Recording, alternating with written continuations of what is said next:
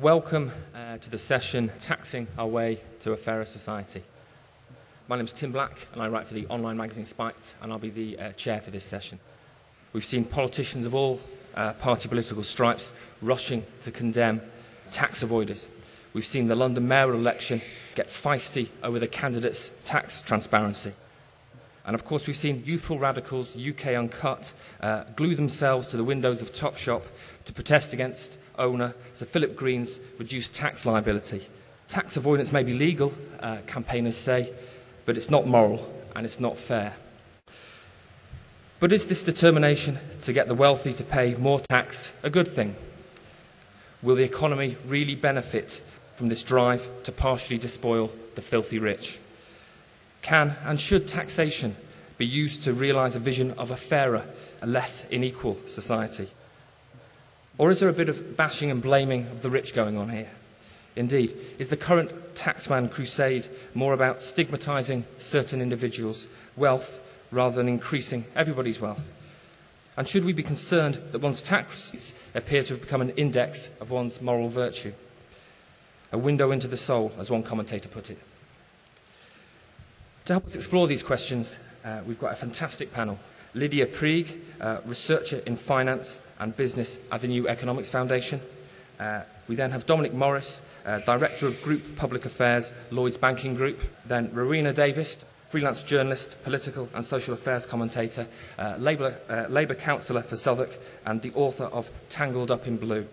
And my far right, not politically, we have Rob Killick, co-founder and CEO of cScape.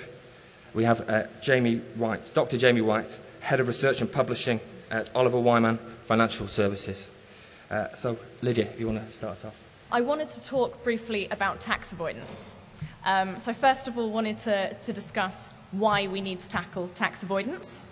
And then I wanted to emphasise why this is particularly important, given that we have an economy in a recession. And finally, I wanted to throw around some ideas about how we might go about tackling tax avoidance. So firstly, why do we need to tackle it? Because trickle-down economics, so this idea that if we have a few amongst us in society who are very wealthy, that wealth will gradually feed down and result in everybody in society becoming more affluent. There's very little data to back up trickle-down economics. For the past sort of few decades, if you look at countries like the UK and the US, where trickle-down economics has been the basis of policy, and if you look at what's happened to incomes during that time period, what you've seen inequality enormously increase. So the gap between rich to poor hugely increase. But real incomes of the average person actually stagnating. The general income of the average person not improving despite this huge increase at the very top. An interesting side effect of that is we've actually seen people, ordinary people, going out and getting themselves more indebted because they've been having to take out debt in order to sort of artificially inflate their incomes and live as if their incomes were rising. So getting taxed right at the top of society, and particularly cracking down on those who are free riding and not paying their fair share, is of critical importance. And it's particularly so during a recession. Now, why is this? I mean, a lot of people may have the idea that tax breaks for the rich, for example, are a good way to stimulate an economy during a recession. Now, this is actually a terrible way of stimulating an economy during a recession. What you need, particularly as in the current situation where governments are under pressure not to spend enormous amounts of money, is you need each injection of government money into the economy to multiply and to have the effect of that multiply on the economy as a whole. And in order to get that, you need the people who receive those tax breaks or receive that cash injection to go out and spend as much of it as possible. And who are the people who are going to do that? Who are the people who are going to spend every additional penny they have? It's the people at lowest incomes. It's not people at the high end of the spectrum. The very wealthy are much more likely to save additional money, and they're in particular more likely to invest it in the international capital markets. So this idea that turning a blind eye on tax avoidance or tax breaks for the rich is what we should be doing during a recession is particular madness. How can we go about tackling tax avoidance? Well, a very basic thing we can do is reverse the job cuts, the enormous job cuts that have happened at HMRC.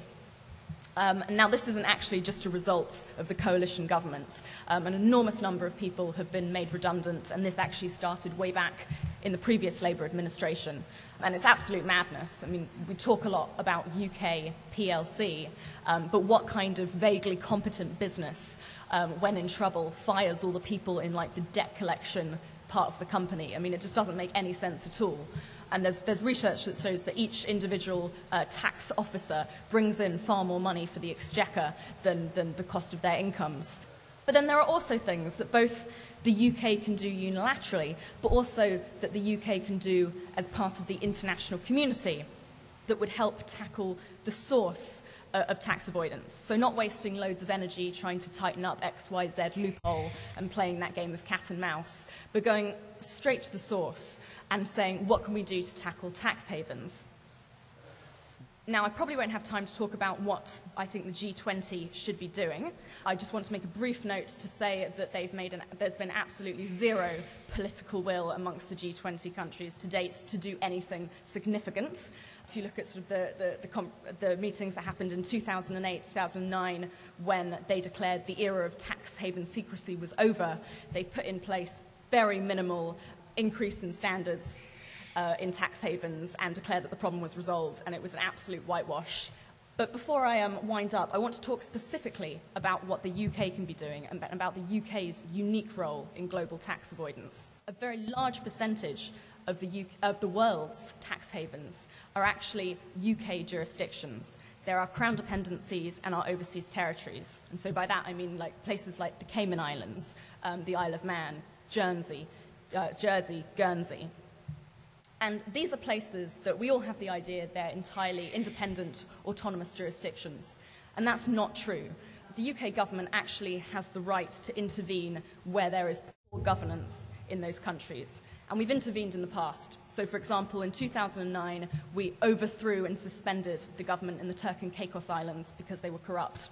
And no one in the international community, put up their hands and said, this is outrageous, the British state is interfering in another country's matter, because we have the legislative right to do so. And if you speak to parliamentarians who work in this area, they acknowledge it. So we could be doing something, but we don't have the appetite to do it. I need to wrap up. So just to summarise, trickle-down doesn't work. We need to think about actually getting the people at the top to pay their fair share, particularly during a recession, and there are lots of concrete things we can be doing to do that. Thank you. Well, with all due respect to David Cameron, my opening point is that theology or morality is a rubbish guide to tax policy. The scriptures give you only a limited guide: render unto Caesar which is due unto Caesar, render unto God that which is due unto God. That's about all that's said there, and wisely Jesus did not say how much was due unto either. Most you could say for it is there's an early prohibition against tax evasion. So if you've not got morality, what? I would argue not fairness. It's far too imprecise, slippery and loaded as a concept. How about more equal, certainly in terms of opportunity, and more efficient in terms of growth? It's about a pragmatic balance. Inequality has indeed grown over the last 20 years. I disagree with Lydia's correlation between trickle-down economics. If that were true, inequality would not have grown in Germany, Sweden and France. It has, by almost the same amount as it has in the UK. It's been driven by globalisation and technology, and winner takes all. Does inequality matter? I think yes, in extremis, because you get the mob or Hugo Chavez. Probably a bad idea.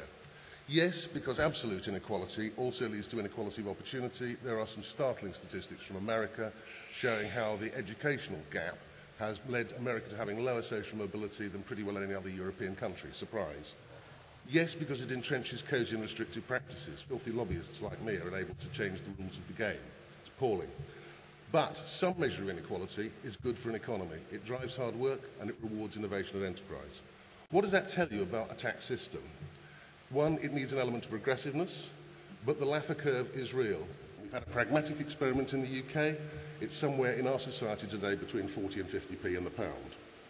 Beware of narrowing your tax base too much. Today, the average family with 2 kids and 1 earner has to get more than $22,000 a year before they pay any tax net, and the median income in this country is $27,000. Why? Because it pushes up the rate too far on those who are left in it. It removes responsibility and disconnects a large swathe of the public from the costs of government. so therefore they'll keep adding for more because they don't know how much it costs. It encourages tax avoidance, bad thing, and the rich can leg it. Or more important, mobile companies, which constitute a very large proportion of new jobs, decide, no, we'll put it in that country, not here. What about tax avoidance? Who bar me has an individual savings account? Come on, be honest. Yes? Yes? I bet one or two of the panellists do. Yes? You filthy tax avoiders, you. That is, it's a form of tax avoidance. And avoidance is an irregular noun. My cuddly ISA is your tax loophole, is his immoral tax scam. That said, widespread avoidance is a bad thing because it generates a culture of envy and disapproval of wealth creation. It enables the wealthy to decide how their tax dollars are spent. The philanthropic break means if I'm Getty, I can decide to spend it on X. Well, I might want to spend my tax dollars on the army and nothing on housing benefit. I have an Irish colleague who wants to spend all of it on housing benefit and none of it on the army. Rightly, we don't get that choice, and I think in a democracy, every citizen pays into the bundle. It's economically efficient. I do agree with Lydia about some of the multinationals. Google, Facebook, Starbucks, Amazon pay virtually not a bean in this country through creative accounting and through what's known as the double Irish involving the Cayman Islands. I blame the government. Successive chancellors have given tax breaks to their pet projects, whether it's films, mortgage interest, pensions, growing timber, farming fields, which create complexity, loopholes, and the scope and incentive to tax avoidance. And all those breaks do disproportionately benefit the rich. My remedies. 1. Chancellors to cut radically the number of tax breaks. Fewer breaks, lower rates. 2. A minimum effective tax rate for anyone over earning over £100,000. Doesn't matter whether it comes in capital, income, all the avoidance. You pay an X% rate on the money you get in. 3. Tax things that are hard to avoid. An extra band or two on council tax wouldn't hurt. 4. Don't get moralistic, get even. If you think somebody's tax avoiding, avoid them. Drink at Costa's, not Starbucks. Costa's pay tax. Finally, stop worrying too much about tax. It is a heavy, blunt instrument that is fairly ineffective at reducing inequality. Except in America, the ghastly word predistribution, an efficient state delivering public services well-focused, is much better for social mobility and for reducing inequalities. Focus your spending on the poor and the young rather than on universal goodies for the old, which means childcare, early intervention, effective schools, training that works, financial education, public health. Keep on attacking cartels and cosy restrictive practices, whether in the public sector, choice anyone, or the private sector, and that way you will get a fairer society. Thank you. My name's Rowenna. I'm a freelance journalist. I earn about the average wage, which is the last time I checked, about 22 grand a year, which isn't very much money. And every year I fill in my tax return form, and I get really quite excited because the more tax I pay, the more pleased that I am for two reasons. First one is kind of a moral, righteous reason about feeling that I'm contributing to the economy, I'm helping to build roads and hospitals and schools, and that gives me a great sense of pleasure and pride. But the second is much more self-interested, and that is the more tax I pay, the more I've earned. And it always makes me think I should never pay less tax than the year before, because otherwise I'm going downhill. And so I come to the tax debate with that kind of idea in mind. A lot of us look at it as a very negative thing, whereas actually I think we should be looking at it as a positive way that we contribute to a society and be proud of the community that we are building together. To go to the actual heart of the question, can a tax system build a fairer society? There's kind of two ways of taking it. The first is a conceptual one. Is it possible theoretically to build a fairer society in academic terms through the tax system? And the second one is a more practical one about whether there's the political will to make it happen. So even if we could create it theoretically, could we politically do it at this time? And if I take that first, the last one first, and just look at whether it's politically possible, I'd say we're at an incredibly precious and important moment right now. Never has there been so much consensus, as Tim said, about the need to clamp down on tax avoidance, despite what Dominic said. And it's quite interesting to see even the Conservative Party competing over who can crack down on tax avoidance the most. I remember when it was quite a radical thing to say that we needed to look at loopholes in the tax system. Some people might disagree with you and say it might just be creating wealth. Now, even George Osborne is saying we need to look at this particular process. It's on the front page of many of the papers. I read in the Daily Mail their editorial outrage at Starbucks paying just 8.6 million in tax in 14 years. That seems an incredibly tiny amount of money. Or I read in the Times today about the outrage of eBay avoiding £50 million tax, and IKEA avoiding more, and also about Facebook paying incredibly little as well. But I think the most shocking fact of this weekend came from The Observer. How many companies in the top FTSE 100 list have subsidiaries in tax havens? The answer is 98 out of 100 are using tax havens regularly. So that's the practical point. On the conceptual point, the point of whether there is anything we can do to put this will into action, I think that's also true. You know, I agree with Lydia here on that. 3 really basic things that we can do. The first is to tax economic activity where it is based. So if you buy a coffee in Starbucks down the road, you have to pay tax on it in the UK and not in the Cayman Islands where they may be based. The second is to have a more progressive system of taxation. I agree with Dominic there on example, the council tax band. In this country, if you have a house worth £2 million, you say pay the same council tax as if you had a house worth 200 million. That doesn't seem fair to me at all. And the third thing that we could do is to tax wealth rather than income. And the interesting thing about all of those examples that I've just given you is that they are good for the economy as well as for our social justice system. How is my independent producer supposed to compete with Starbucks down the road on a fair and level playing field if Starbucks have got means to siphon off their profits in separate tax havens, and so they have to take less of their profits away in tax? Similarly, if you're going to tax like wealth rather than income, you should be that's a way of taxing idleness rather than people's incentives to work. It makes economic sense as well as moral sense.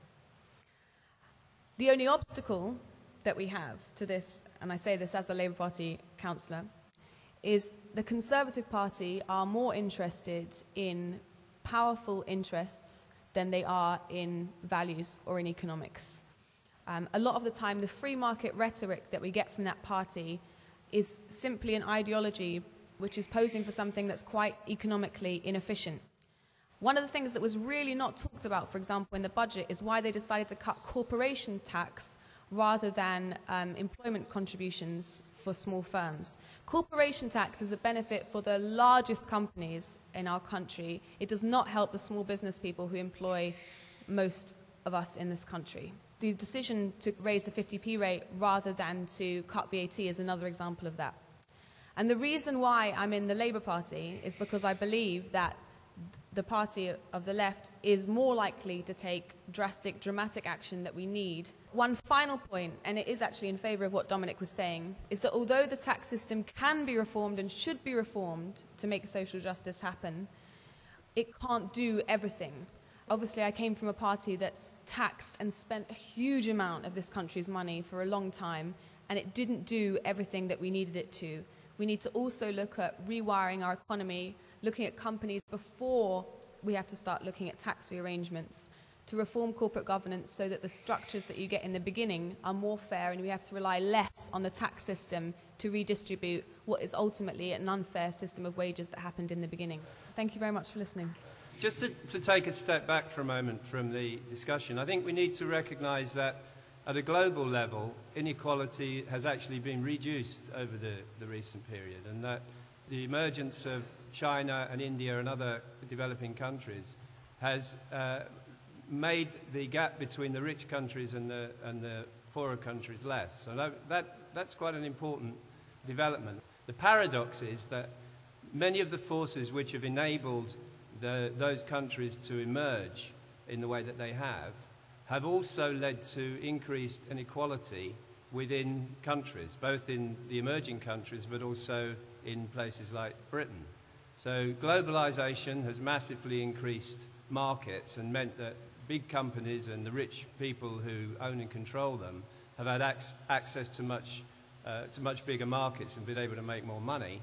Financialization has enabled capital to move much more freely around the world. And, London is one of the places which has most benefited from that, but likewise has encouraged the growth of the super rich and within the city where we are, of the banking and financial community in general. So there's a paradox there, and it's not all negative, because I think we should all recognize that the emergence of millions and millions of people out of poverty, absolute poverty, in developing countries is a very good thing. What lies behind the, I know Dominic doesn't like this word, but what lies behind the focus on taxation at the moment is a sense of unfairness. I think that's really what it is. And I think that the focus on unfairness, and thus on taxation, has increased as the prospects for growth in our economy have decreased. And what we really got is this idea of, I would call it, sharing out the misery a bit more fairly. You know, that we don't really believe that we can grow our economy, and the reason we don't believe it is because the people who run our society, politicians and businessmen, really do have not any idea of how to turn the UK and other Western countries into growth economies again, even after 4 or 5 years into the recession. And so we are all becoming more and more focused on sharing out a smaller pie more fairly. And I think that that's really the wrong kind of discussion that we should be having. I mean, the reality is that social inequality decreases in growth economies. That's the only time that you really do get more social mobility and more opportunities being taken by more people. And you only have to look at China to know that there are hundreds of millions of people in China who are going to be better off than their parents ever were. And that's because they live in a growth economy. And we are not going to be able to raise the living standards of everybody in this country by sharing out a smaller and smaller pie. I think there's another question about taxation as well, 2 more things. Firstly, I would like to see more of a focus on where the tax is being spent rather than how it's being gathered, because I think that the state, even despite the tax avoidance and everything that's going on, still represents 47% of the UK economy. I don't think we're getting value for money in this. And to give the state access to even more funds when they don't really know what they're doing with a lot of the money that they are collecting at the moment doesn't seem to me to be a useful way out of the problems that we've got. And the last point really is that what worries me about the focus on tax avoidance, which we should just remind ourselves is completely legal, nobody's breaking any laws here, is that it seems that paying tax becomes a moral question and almost a voluntary issue. You know, that really what we're saying is that rich people should be just paying more tax because it's the right thing to do, not because they are legally obliged to do so. If there are tax loopholes, then they should be closed. There's no question about that in my mind. You know, and I'm not an expert on taxation law, but I think there are ways and means you could do that. But to make it an issue of morality is in a way taking us down the same road as many of the countries like Greece, where tax paying is effectively voluntary, apparently, rather than it being subject to the rule of law. Now, you know, Dominic asked a question about ISAs. I would also say, you know, if George Osborne introduced a cut in income tax next week, how many people would pay that extra money that they'd save voluntarily? There's no evidence that that's ever happened in the history of the income tax. Okay, there's one guy there. Thank you very much for your contribution. But, you know, generally speaking, that is not what happens. People are happy to pay tax if they think that it's a fair and legal system and they go along with it. But, you know, to turn it into a voluntaristic moral issue is, in a way, quite a dangerous road to go down. I'm going to address the issue more directly. Everybody in politics nowadays says they want a fair tax system. In fact, I think the little slogan at the Liberal Democrats' recent conference was fairer taxes in difficult times, or something like that. Even the Conservatives say that their tax policy is motivated by fairness. So it's worth asking yourself, what would a fair tax system look like? Because the very strange thing about all these people who go on about fairness is they never say what they mean by it. They have no theory, they have no apparent theory of what makes a tax system fair, except an intuition that it's always fairer if it's more progressive. So you know the minute somebody starts saying, I want a fairer tax system, what they mean is I want it to be more progressive. but you don't really kind of understand exactly why. What's the basic idea of fairness or justice that's at work here? So let's just go run through a few quickly and see what they tell you about tax and what you should do. I'm going to do three. One is a very standard view of fairness is that you should treat people equally. And that's quite a common idea. What would you do in tax if you're going to treat people equally? Well, we're all equally citizens and we're all equally able to make use of the public goods that taxation funds. So on that principle, we ought all to pay the same amount of tax. Right? That would be the equal treatment of people under tax system. So we should have a poll tax, a flat amount. That's not very progressive. But maybe that's not the principle that these people have in mind. Maybe they think, for example, we should all make an equal contribution to society. Perhaps that's the idea at work. Actually, quite interestingly, this has a very odd implication for tax, if you believe that, which is that you should have inversely proportional tax. So the higher your income, the lower the rate of tax you should pay. And here's why. In fact, you should probably get a rebate. If you make money, if you make a lot of money, then you've already done society a lot of good. Whenever you enter into a free transaction with somebody in a free market, they must value what you've offered higher than the price you're charging them for it. If they didn't value it more, they wouldn't buy it, right? The difference between their willingness to pay for it and what they do pay is called consumer surplus. And so whenever you enter into a transaction that's voluntary, there's consumer surplus and supplier surplus. Both parties benefit a little bit, at least, from the transaction. If you become rich in a free market, what that means is that you have provided an enormous quantity of consumer surplus. So you've already done society a tremendous amount of good. You've made a huge contribution to society, and you shouldn't pay any tax, or you should probably get a rebate, because you've already made so much bigger contribution than most people. So you don't want to go down, if that's your view of justice, that everyone should make an equal contribution, you want to go that way. The final one, the one I think probably people have at the back of their minds, is just the Marxist theory of justice, which is from each according to his ability, to each according to his need. That, you can see, would motivate progressive taxations, large transfers of wealth, and so on. But the problem with that rationale for the tax system that we have currently, the progressive one, is that the most needy people are not British. No one in Britain's very poor by international standards. If you really think that justice requires transfers from those who can to those who need, then it should almost all be in foreign aid. All tax, and almost everybody in Britain should be paying taxes that are transferred to the truly poor overseas. And yet I never hear anyone, even on the left, claiming that this is what we ought to do. Money ought to be transferred, according to them, from the wealthy in Britain to the relatively less wealthy in Britain, even though the relatively less wealthy in Britain are massively more wealthy than the truly poor people in foreign countries. Now, I don't believe the Marxist theory of justice, but I'm saying I don't understand what ideas about justice motivate the idea that it's fairer to have a more progressive tax system.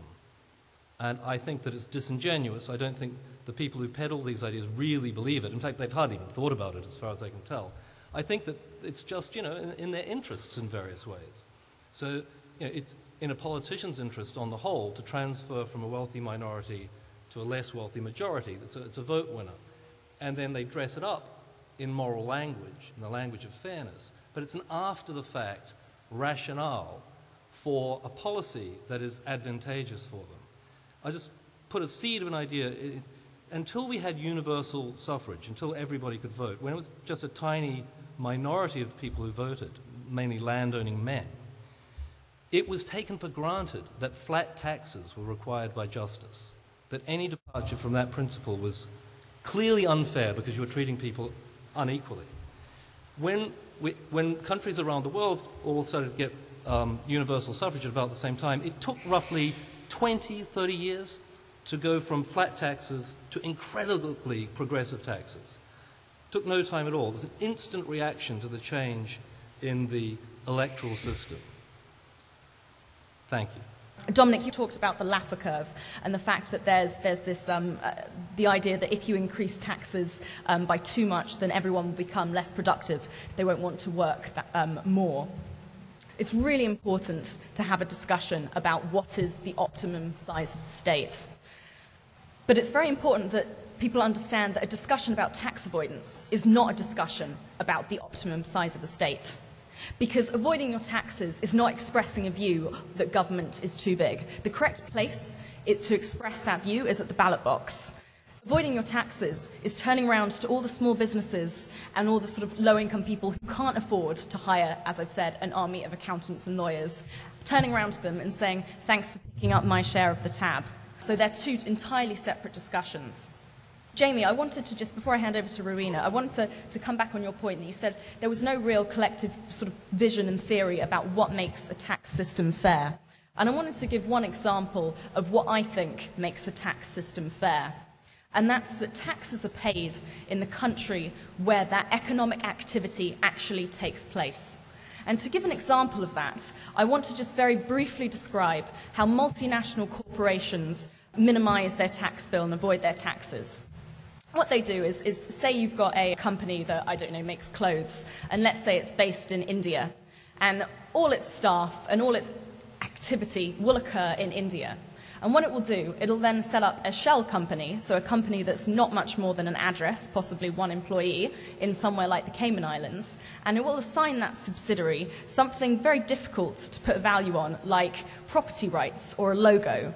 And so the clothes will all be manufactured in India by all these people employed in India, and that Indian subsidiary will then have to buy the right to use the logo from the Cayman Islands subsidiary. And because it's very difficult to value how much, something like the Nike logo is worth, it's a very easy way to transfer large amounts of money away from the place where the activity occurs into a country where you've essentially just got a post box. So I think that's a very basic idea about what sorts of things make a tax system fair. I just want to come back on the issue that Dominic raised in the beginning about whether tax is a moral issue at all. In my opinion, it absolutely and completely is, and morality should guide our tax policy to a certain extent. When you set up a company in this country, you need the roads that we all provide collectively to drive on, you need healthy workers with a health service, you need the education system, you need the police force to keep your company secure. You use all of those goods, and without those goods you couldn't have a company in that particular country. And when you don't pay your tax as a powerful company, or when you avoid it through certain loopholes, you make other people pick up the bill for you, which means that my local independent coffee company is now paying for the services that Starbucks will use. It doesn't seem fair, it doesn't seem right, and to me, that's a moral question. And also the idea that there's no moral basis for people who are richer paying more than people who are poorer doesn't make any sense to me whatsoever. Of course, people with the broadest shoulders should carry the biggest burden. Of course. I don't even understand why we have to explain this to Jamie. If you're talking about vested interests, if, like, the Labour Party has a vested interest in just looking after poorer people, I'm really not sure if it's as great an interest as it is for more powerful people, companies who spend a huge amount of money lobbying. Poorer people certainly don't do that. They're also certainly a lot less likely to vote and turn out in elections. It comes from a moral stake that we have in wanting to make our society a better and fairer place. Finally, on Rob's point about growth, and actually what we should worry about less is the taxation system and more about just getting growth back in the economy. There's a really interesting report done by the Resolution Foundation, and what it says is, assuming there's 2.5% growth going up in the economy until 2015, the poorest half of the economy will still be 15% worse off than they are today. And that's because of rising prices in the economy and the way that the company's payment structures work, which pay the poorer half a lot less than the top.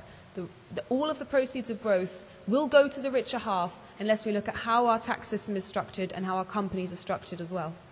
The thing I don't understand about the argument on morality is what place it plays in this discussion. I mean, the discussion of a tax structure and legal enforcement of a tax structure is a decision that's made through the democratic process and through the legal system. what does it help us to say that there is something moral or immoral about the way that the tax system is enforced? It's either enforced, in which case it works, or it's not enforced, in which case it doesn't work. What is the point of the morality discussion? I really don't get it. Are we supposed to be shaming rich people into paying tax? Is that it? Because I think if that's going to be our policy of trying to get more tax, I think that's not likely to be very effective. A more effective tax regime, cutting down the loopholes, I can understand that, but I don't understand what morality has got to do with it. You know, the question of morality is probably should take place when we are having our public discussion about where to spend the money. Right? That makes sense to me. You know, we decide that education is important or health is important or whatever. But in what sense is it going to help us to make the rich feel bad about themselves? And honestly, I don't know how many rich people you know, but one of the things that I think is least likely to work with them is shame. You know, other things might. Shame is not very likely. I find it odd that you think moral principles, your redistributive principles, don't require any justification, that they're just kind of obvious. They haven't been obvious to people through great periods of history. They're not obvious to me. They're not obvious to a lot of people I know. They need a defence. And they particularly need a defence when you don't actually believe them yourself. Because if you really did believe in the principle that those with the broadest shoulders, to use the metaphor, should supply the money and it should go to those with the greatest needs, then all the money should go offshore. It should all go to needy, very poor foreigners. Yet that's not what's being suggested. So even you don't believe it. You've got like that principle with a bizarre nationalist overlay. But the moral principle clearly has nothing to do with borders or what country you happen to be a citizen of. It seems like a perfectly general human principle. So I don't think even you believe it. So it surely needs justification. It is also important to note, and I think this is something that's going on, that all this talk about tax avoidance is quite alarming. Tax avoidance, you might mean simplify the tax code so there are fewer loopholes. But I don't think that is what's meant, because Lydia suggested that the government ought to employ more people at the tax collection bureau in order to clamp down on avoidance. Now remember, avoidance is legal. So what are these people going to be doing? They're going to be violating the rule of law. The government has recently decided to do this. This is something called the General Anti-Avoidance Rule that they're bringing in, under which you won't know how much tax you owe. You can obey the law, and the government can say, we don't mind that you've obeyed the law, you're paying more tax. Right? You should not want to clamp down on tax avoidance. You may want to clamp down on tax evasion, which is breaking the laws, or you may want to restrict the opportunities for tax avoidance by changing the law. But the idea that you're going to clamp down on tax avoidance is to say that we are deviating from the principles of the rule of law. We are going to exempt taxation from the normal constraints under which the government cannot act against you unless you've broken a law. I stand corrected. There is morality in the tax debate. That is immoral. Sorry, Lydia, I do disagree with you on the ISA point. Jimmy Carr, to pick a name at random, took advantage of a door that the government had deliberately left open. Chancellors wanted to support the film industry, so they gave it a tax break, and Jimmy Carr took pretty aggressive advantage of that tax break. You are on a pragmatic spectrum, and I agree with Jamie that that spectrum ends where the law says it ends. What the chancellors need to be doing is making the law tougher. That should be a decision for all of us, but it should make the law tougher, not come down on people who are obeying the law.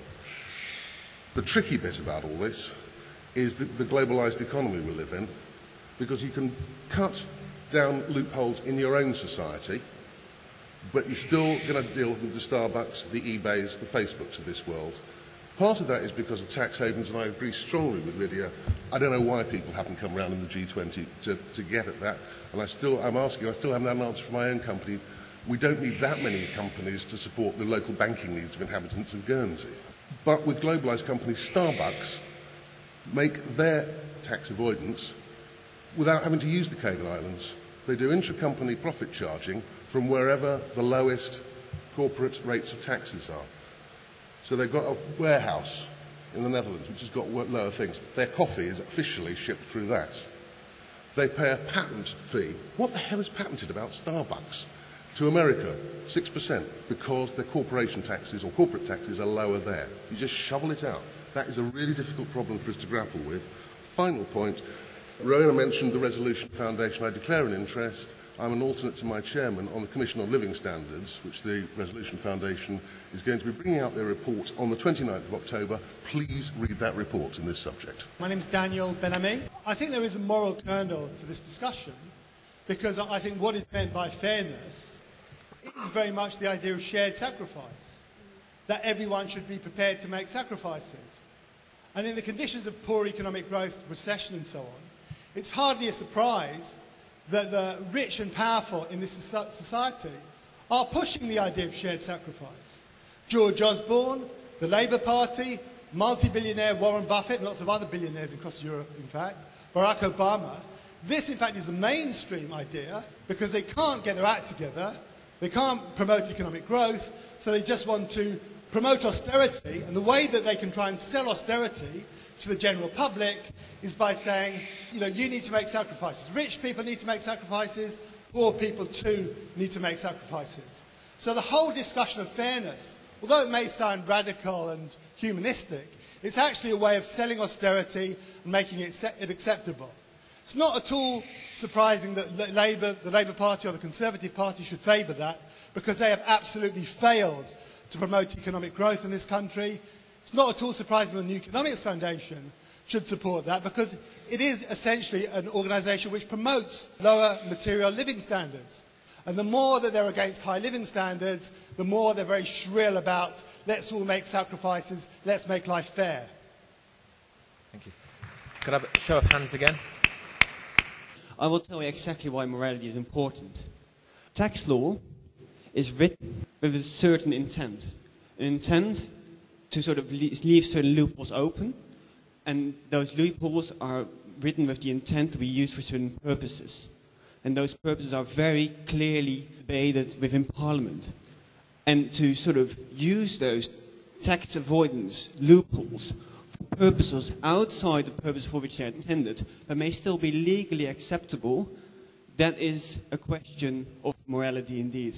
What I found really annoying in this debate from the gentleman here is that to me it seems like I'm reading a conservative pamphlet, and that the discussion is not about actual academic arguments.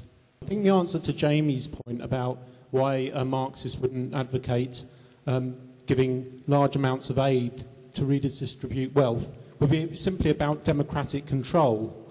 If you believe in sovereignty and democracy, you don't necessarily support giving large amounts of wealth to people who would have no control over that. It would be like if a millionaire started bankrolling my family. I mean, I might go along with it, but I would be certainly uneasy about it, and it wouldn't necessarily be right or fair to do. That having been said, I think part of the concentration on higher rate tax earners is partly to do with the fact that the political class won't look at raising basic rates of direct tax. We seem to have ended up with a 20% basic rate of income tax, and that seems to be immovable. In fact, I think one of the reasons that Blair set up the 50% rate was because he didn't want to do what the Tories said he was going to do, which was to put up income tax at all. So from that point of view, I think that different rates of taxation are divisive, because people start saying, oh, tax the rich, that'll sort out all our problems. I think there's an argument to be had that a flat rate of tax based on a proportion would actually allow a more sort of holistic debate about the proportion of wealth that should go into tax, or income that should go into tax, and that would lead us away from this kind of slightly lazy tax the rich, and there'll be the sort of panacea. Just to quickly say, I have no problem if a millionaire wants to bankroll my family. But also, I think the Marxist defence of a non-globalised tax distribution system is a non-globalised tax collection system. And I think that is the defence of the argument you put. The point that Daniel made about austerity, I think, is very important, because what the tax avoidance issue does is it offends the idea that we're all in this together. But that's assuming that you think that we're all in this together in the first place, which I don't. Right? I think, you know, an economic recession is always going to hit different sections of the population differentially, and particularly because of the complications, as I said at the beginning, of the impact of globalisation and financialisation. You know, that makes the whole thing a very complex picture. It seems to me that the morality issue has become a substitute for politics, actually, in this whole discussion. Because really, I think and I don't want to characterise anybody unfairly, but I think, so I won't say it's the people on this platform, but some people are using the morality issue as a substitute for basically saying they don't like the rich. You know, in a different time, they would have been for the expropriation of the rich. They would have been socialists, and they would have put forward an alternative to capitalism. And you know, that's what they would have been saying. And I think, you know, in a way, it'd be better in some ways if that's what was going on, but it isn't. What's going on is people who don't like capitalism but have no alternative to it are basically making a moral critique of some aspects of capitalism and basically stigmatising the rich and stigmatising wealth and wealth creation without having any alternative in the sense of a programme for economic growth. So this goes nowhere. It goes nowhere. Tax avoidance, even if we fixed it, isn't going to help our economy to start growing again. It isn't, right? It's just not going to. I mean, you know, we could do with spending some of our public spending in a more helpful way to growing the economy by channeling resources into more productive parts of the economy. That's true. But, you know, that's, at the moment, that the question of tax avoidance is neither here nor there in the bigger scheme of things. And I think it has become a substitute, a lazy substitute, for trying to think of serious ways of getting out of the economic recession.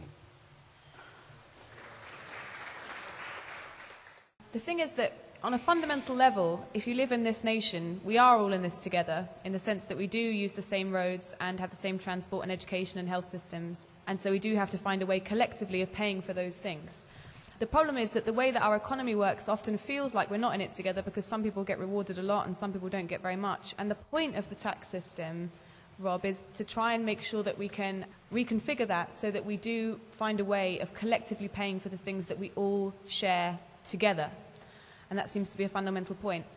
On whether that's about hating rich people, I certainly don't think so. I mean, some of the richest people I know who do pay their tax properly are the people who are the most vehement critics of those who avoid it, because it gives them a bad name and it means they're picking up their bill for things that they would otherwise be paying for. The wider point, Rob, about morality, which was also raised by this gentleman at the front, I think it doesn't necessarily mean that we have to give all of our money to poorer countries, partly because, like I said, we work as a nation where we share these collective goods together. Someone in Egypt is not using my roads that I'm paying for through my tax system or my education system or my health system, for example. We function as a democratic system, as this gentleman at the back pointed out. On Daniel's point, I believe, at the front about shared sacrifice, I thought that was a very nice way of putting it, actually. But to me, the question is not just whether we want growth. Of course we want growth. Of course we have to look at ways of delivering that. But it's also about what type of growth we want and what we want to do with the proceeds of that growth. So do we want growth that goes in the form of profits, or do we want growth that goes in the form of wages? Do we want growth that goes to the north or to the south, to the poorest or to the richest? And that, to me, is a moral question that's addressed, yes, by the tax system, but not just the tax system, by a whole set of other structures as well that I think we should look at. We could take an infrastructure, a road, to use a classic example. We're going to start building a lot of roads in the UK now, apparently, or railways and so on, infrastructure investment. We could spend that on building roads in African countries. As recently an African country got almost no decent roads. Trust me, we could easily spend the money in those countries. There are no barriers to doing that. So that's a completely bogus argument. To understand why we don't do it, and why we have taxes like we do, it starts with the question of we're all in it together. I think that is a good way of starting this debate. If you had voluntary redistribution of wealth, which you do have, I mean, I give money to my kids and so on, that's voluntary redistribution of wealth, you discover who people care about, what groups they consider themselves to be in, so that we're all in it together. My family we are all in it together, right? Now, Rowenna she's a very powerful nationalist. She says she feels good paying her taxes because she knows that money is going to go to other British people. She feels some kind of bond with the entire British nation that I don't, right? Now, politicians and Rowenna want to coerce me into acting as if I do. Right? They're going to take my money and give it to people.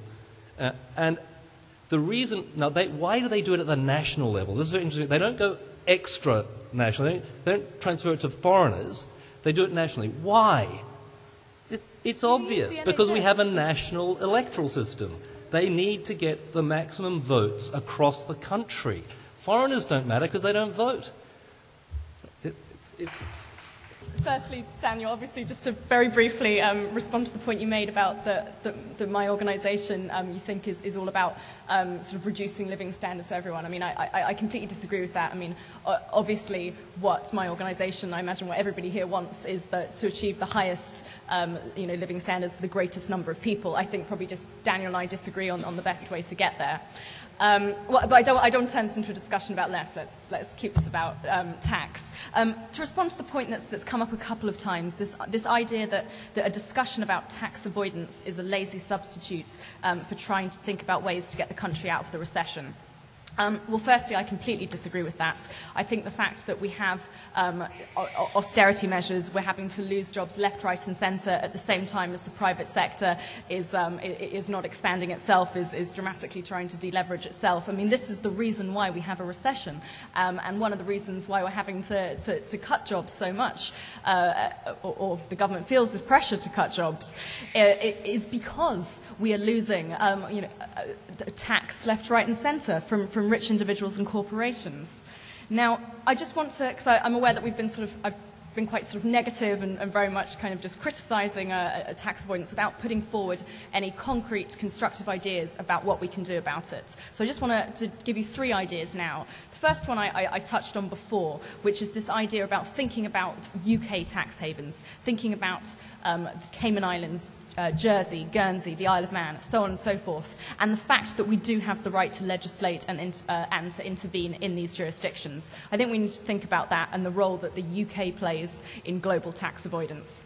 Secondly, both Dominic and I have briefly touched on this issue, this issue that there was this whitewash by the G20 leaders. Let me just go on to explain a little bit more about that. What they put in place and then went and declared that tax haven secrecy was no longer an issue, was they set a very low bar. They basically said that tax havens could sign a very small number of what are called tax information exchange agreements with a few other countries, including with each other. And if they did this, they would then be taken off the tax haven blacklist. And the day after this rule was implemented, there were no tax havens on this blacklist. That was how loose it was. And to give you an example of how ridiculous these tax information exchange agreements are, I mean, not only can they sign them with each other and they only need to sign a few, they're not an automatic exchange of information. You have a tax authority needs to have a very specific idea of who a tax avoider is, what they're doing, and how they are doing it in order to get any information off a country like the Cayman Islands. So you basically need to know the answer before you can ask the question. So, I mean, the G20 could really be doing a lot to actually put pressure on these nations, and there's no appetite to do it. So I want to give you an example of something that the international community could be doing in order to clear up this mess. And to go back to the example I gave before of the company based in India that does all its manufacturing and has the vast majority of its staff employed in India, but declares its profits in somewhere like the Cayman Islands. Well, a way to make life really, really difficult for that company is to introduce something called country-by-country reporting. And what this would mean is that each multinational company would, on a country-by-country basis, have to break down, the number of staff employed in that company, the profits made in that country, and so on and so forth, the taxes paid in that country. And that will be declared on a country-by-country basis. So you could see if this company had all their staff employed in India and it appeared like all their economic activity was occurring in India, yet all their profits and their minuscule tax was actually paid in the Cayman Islands, this could be raised. Journalists could, for example, flag it to the general public, and people could then choose to purchase the goods and services of another company. Now, you might think, oh my goodness, but if the UK did this, all companies would leave the UK and our economy would collapse. Well, I completely agree, and that's why people who are pushing for country-by-country reporting are pushing it for it to be incorporated into international accounting standards. And if it was incorporated into international accounting standards, it would be enforced in over 100 countries. And sometimes companies will turn around and say, oh, we don't have this information, it's too expensive, we can't provide it. Well, yes, they do have this information. What kind of poorly run business doesn't know who they're employing where? So those are just a few concrete ideas on what we could be doing. First, a lot of this debate has been about, it's because of austerity and it's the recession, etc. Get over it, guys. It is not about the recession. It is about a much longer term and much longer lasting shift from west to east of global wealth. It is about globalisation, it is about technology. Those are the forces that are driving rising inequality in most Western states, within most Western states. We need to address measures that address that. This debate has been bedevilled, I think, and come back to my very first point, between fairness, the slippery concept that very few people in this room seem to be able to agree on, versus a more equal society, which is something that is measurable and demonstrable, and which is probably economically efficient. I would simply comment that Sweden has found, amongst all the European nations, the best way of fusing Rob's point with the points to our left, which is a state that is actually no larger than ours at the moment in terms of national wealth, but which is a damn sight more efficient and focused on where it delivers it to a particular social goal. Doesn't worry too much about tax, it worries about what it does with it. That's what matters. Final point on tax evasion avoidance. I think I just came armed with one quote from the landmark judgment on tax avoidance, which I still think is correct. It's from Lord Justice Clyde.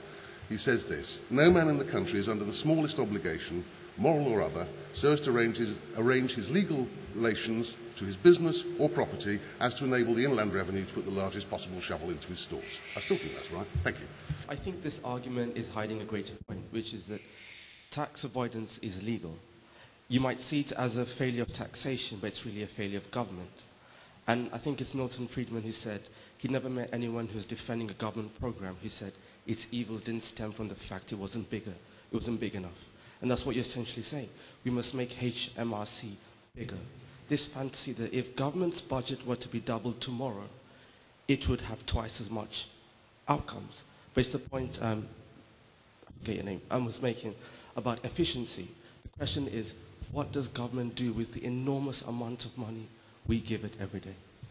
To Lydia, you said in recession the country is losing money, and so we have to generate money. And are you suggesting that we pay more tax to give the government and get nothing in return? I mean, most of the discussion, certainly from the floor, has focused on tax avoidance, tax loopholes, that kind of thing. I mean, the way I look at it is, if there is all these problems, it's quite a simple statement to make that the government should just sort it out. What worries me, however, is it's those issues that I think the government should just sort it out. It doesn't have to hit, party conference headlines and discussions about how are we going to do this, or all that can just happen. But the more important kind of questions that I would say that the government should be addressing, like how are we going to get the highest living standards, the kind of things that you mentioned, or next to you who said, yes, you are for growth. It's those kind of things which we always don't want to talk about. However, it's always there at the end of the sentence. We want tax avoidance. Of course we're for growth. We want this loophole to be closed, or this part of the rich to pay this. Of course we are for high living standards, but we don't want to talk about it. And I appreciate this is a discussion on tax. But actually the reality of having a fairer society is a richer society. And a richer society means growth. And we do have to discuss how can we get this growth. And I think as the point was made right early on, if you look at the East, China, India, even the other side of the world, Brazil, they have all reduced poverty through real economic development. And I would say if we just spent half the time worrying about that and how do we get that in this country, we'd be better off. I have to admit there's some confusion. I'm a high rate taxpayer. I run an SME. We pay our corporation tax. And I should be on this side of the argument, really, because I love paying taxes, because I think schools, hospitals and roads are good things as well. But I hate this moralistic, thou shalt pay your taxes. I just think it's divisive. If you took a tract from the 1970s where everybody blamed the immigrants for taking our jobs and crossed out immigrants taking our jobs and wrote in rich people not paying their taxes, you'd have exactly the same kind of divisive approach to what the problem is that comes out from all this moralistic way that it's presented. I think Lydia's absolutely wrong when she said there's a black and white difference between ISAs and legal tax avoidance. There is no black and white difference. There's lots of shades of grey. And if I make tax savings that lets me take on 2 new apprentices, who's to say that's wrong? You know, who's to say that that's morally questionable? I think the real thing is that what we're missing from all this is any kind of a vision. And when Rob talked about, you know, we need to refocus on growth. I mean, it's kind of hard to get excited about that. And it seems to me that if we had something that was a bit more vision-like about, you know, let's put a man on Mars, you know, let's have some real talk about real growth, not fannying around the edges, you know, let's really get some proper discussion about growth going. On the other hand, I think Lydia's absolutely right that we do need to employ more people in our tax offices. We can't even collect the tax that's due efficiently now. Government can't organise tax collection in tax offices, which is problematic. Thank you. Something that I think is quite interesting and worth flagging is we've heard a couple people today talk about the emerging economies and talking about the growth we've seen in China, in India and Brazil. And I think a really important point to note about the growth in those countries is that all 3 of those countries don't believe that sort of the free movement of money and the free movement of the wealth is the best way to get growth.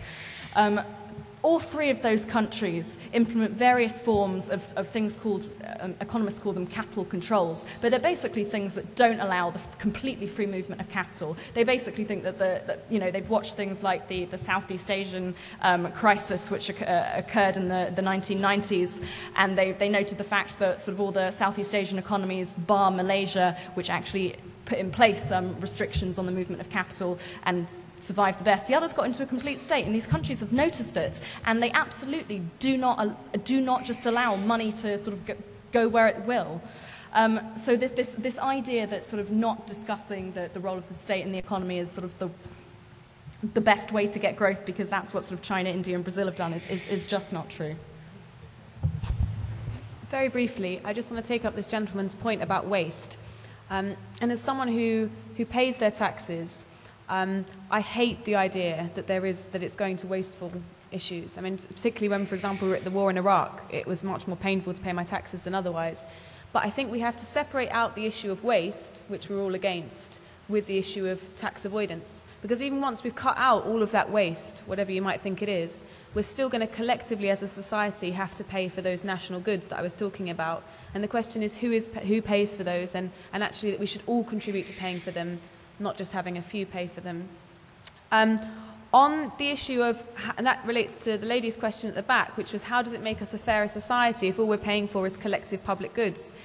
Well, it seems to me that if we do have roads and hospitals and schools, and poorer people are paying for them, and poorer business people are paying for them, but richer corporations aren't, it leaves us a more unfair society. That's quite a regressive distribution of wealth. On the question, finally, about going back again to where the morality comes in, I think I do actually agree with Rob in that we do have to reform our tax system so that we have morality hardwired into it in the beginning. If we think that avoidance is wrong, then we have to make it into an active case of evasion and change the law systematically and then make everybody do the same thing rather than allowing them to do it legally and then punishing them retrospectively afterwards. I would much prefer we had morality hardwired into the system earlier. So on that point, I think we do agree. And also the lady's point here, which I do understand, like you don't just want people, bashing others. I think that would help that point if we just corrected the law in the first place. We wouldn't have to have the moral outrage afterwards when they do something that's legal but a little bit distasteful. And I hope that we would spread that disdain to anyone who is evading tax, not just to the very richest, but also to poorer people who are evading it as well. I think we should be equally sure that no people should be evading tax and making others pick up the bill. I very quickly want to make a suggestion that I hope my other side will like. To get rid of a lot of these problems of tax avoidance, if you think they're a problem, you should simply abolish corporation tax. Corporation tax is...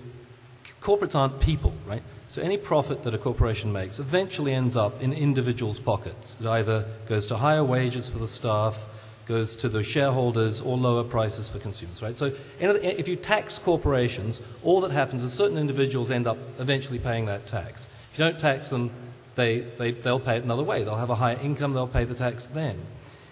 In fact, corporation tax is well known to be a very bad kind of tax economically because it discourages productive investment. But also, a corporation being a huge agglomeration of wealth that has enormous resources to put into tax avoidance, as we've heard, is more likely to engage in it than are the people who would get the money if it weren't taxed from the corporations, the individual shareholders of the companies and so on. So a very effective way of reducing tax avoidance without reducing tax take is to switch taxes from corporation tax to consumption tax and personal income tax. I think one observation about the thing that hasn't raised itself in the room, most people have talked about public spending and taxes for public spending. It's jolly good because it pays for the things that help growth along schools, hospitals, roads. We all use those. Actually, 50% of tax take is a transfer payment. It's from you to you, or you to you, or from across the generations. And it is done in a stunningly inefficient way. You would actually do a lot more to get growth. If we're talking about suggestions, I like abolishing corporation tax and sticking it on consumption. You would do a lot more similarly if you put it on the young, it transfers to the young and the poor who actually need it, rather than, I don't know, free television licences for everybody over 75. My old mum can afford a television licence, no problem. And yet we spend an awful lot of our time transferring tax and narrowing the tax base, which brings you back to tax avoidance, because the smaller the base, the higher the rate, the greater the incentive to avoid. Thank you. At the Conservative Party conference, David Cameron thanked the army, the volunteers, the athletes, the media. So why didn't he thank the people who coughed up the $9 billion to pay for it? And whilst we're at it, if you want to go after Philip Green and Topshop and Vodafone, do you want a high street full of boarded up shops? And the lady in the pink jacket and the pink pullover said, you earn 23 grand. Well, if you had a job that paid 58 grand a year, like me, who drives a white van around, I don't think you'd be so keen on paying your taxes. Not at 44%, you wouldn't. And as for Jimmy Carr and Harry Redknapp and Philip Green, well, for people who lay bricks, dig gardens, look after babies, they're heroes. You know, you want Robin Hood government, well, I'm going to ask you a question. Who's the Sheriff of Nottingham? And the other question is, you said corporation tax ends up in the hands of the individual. Well, 75p in every pound ends up in the hands of the taxman. So don't you all think we're being taxed enough? There's been a lot of talk about the tax laws and the tax system and how we define, what tax avoidance is. But I think the reality of it, once we look at the long-running, the trend of changes in the tax system, is that we live in a country where we hold parliamentary sovereignty in very high regard, and no tax law is ever entrenched, and we never have any. We always have a very changing definition of what fairness is and what morality is. So, in response to when you say the G20 should do more and there shouldn't be any whitewalling of interlocking financial markets, and we should abolish all these tax havens. Don't we need to or at least acknowledge that different countries have different definitions of what a tax avoider is, and corporations that do avoid tax, and some of them might even want to have tax havens, and in that case, or following that logic, global politics to reduce inequality or reduce tax avoidance in such a global level will never work. I just want to say that I'm just astonished by you two at the end. I don't know where you get the idea that we're all in it together. I don't know why you keep talking about, we have to do this, this and this to...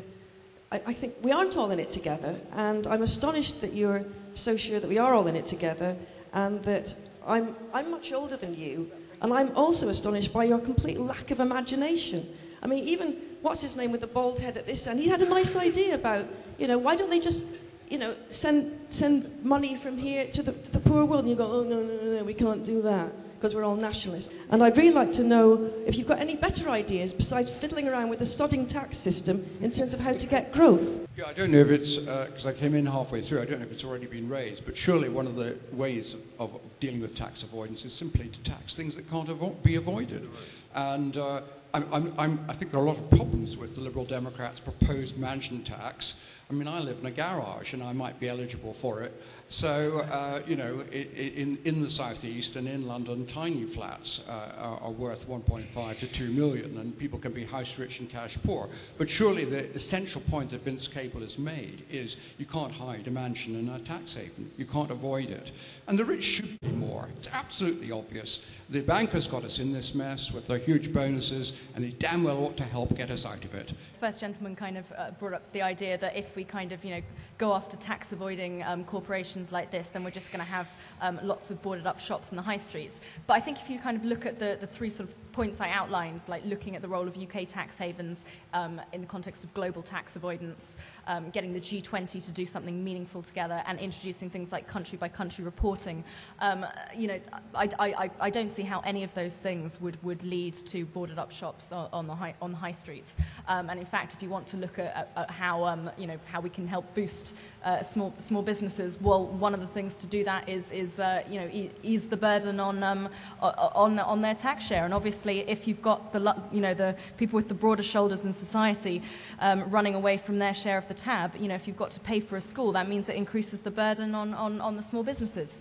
So I completely disagree with that premise. On the point that our ideas of justice will always be changing, absolutely, completely agree, and I completely agree that there'll be different perceptions of what makes a just society in different countries in the world.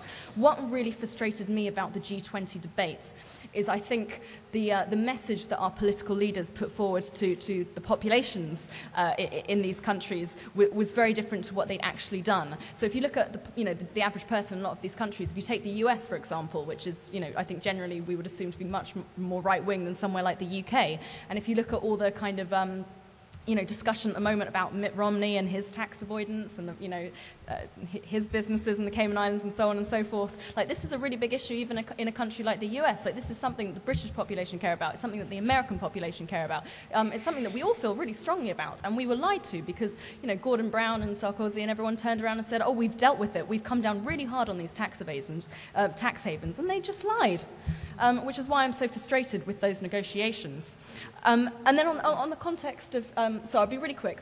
Final point on the context of tax havens and poor countries, because we've been talking about, let's give money to poor countries and so on and so forth.